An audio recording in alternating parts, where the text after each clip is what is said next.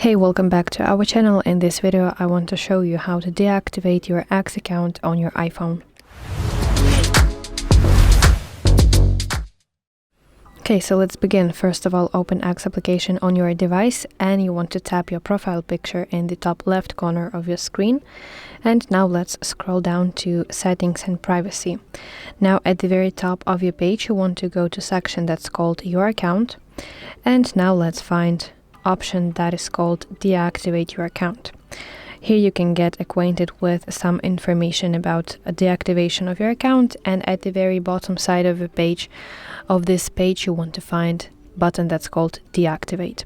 So press it and then you'll be prompted to enter your password to your X account to confirm that you really want to do that you really want to deactivate your X account.